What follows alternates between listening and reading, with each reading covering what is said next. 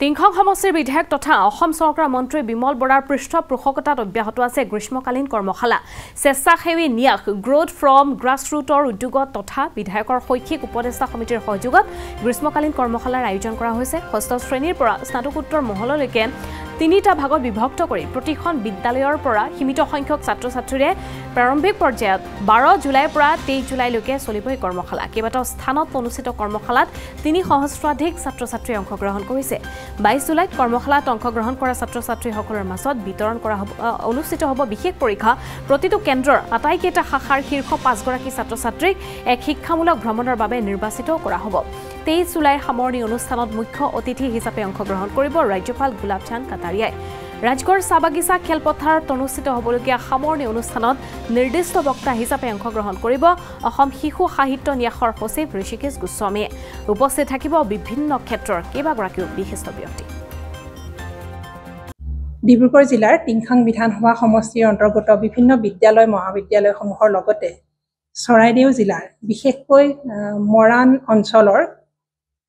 কেইবাটাও শিক্ষানুষ্ঠানৰ ছাত্ৰ-ছাত্ৰীসকলৰ মাজত এই অনুষ্ঠান আয়োজন কৰা হৈছে প্ৰায় 2300 ছাত্ৰ-ছাত্ৰীয়ে এই অনুষ্ঠানত অংশগ্ৰহণ কৰিছে অহা 23 জুলাই তাৰিখে আমি এই অনুষ্ঠানৰ সামৰণি অনুষ্ঠানটি আয়োজন কৰিছোঁ আপোনালোকক জনাবলৈ পাই সুখী হৈছো যে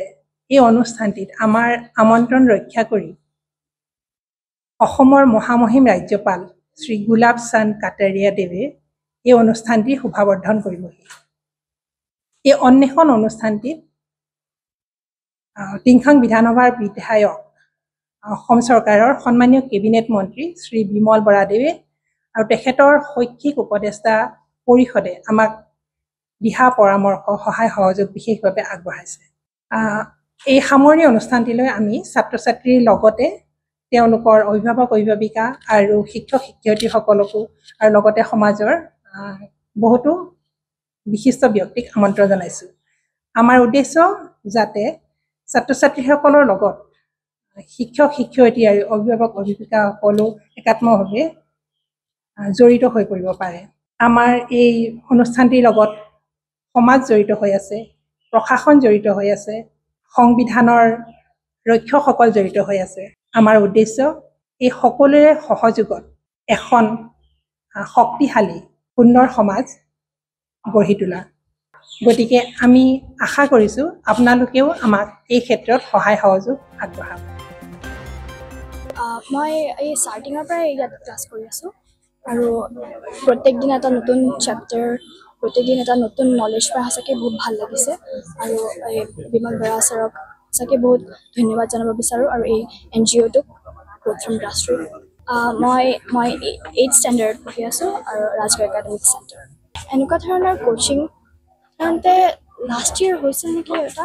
আৰু এনেকুৱা ধৰণৰ ছাৰে প্ৰভাইড কৰিয়ে থাকে কৰি থাকোঁ আৰু এইটোৱে নহয় আৰু এনেকুৱা ছাৰে এনেকুৱা আমাৰ স্পৰ্টছত মই কাৰাটে শিকোঁতো অকল এডুকেশ্যনতে নহয় স্পৰ্টছতো আমাক বহুত হেল্প কৰিছে ছাৰে Good morning everyone. I am standing before you to share my experience from this workshop. I'd like to thank each and every member who gave us this opportunity to join this educational workshop. I'd like to thank our very dear Rasul sir for teaching us in so many things like rivers, oceans, countries and a lot. And also we have yoga sessions before starting the class so that it helps us in concentration. And also we start our class with the state anthem and end it with the national anthem, which creates a very peaceful environment.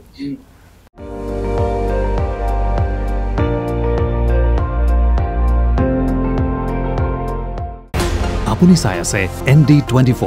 সৰ্বশ্ৰেষ্ঠ নহয় সৰ্বোত্তমৰ দৌৰ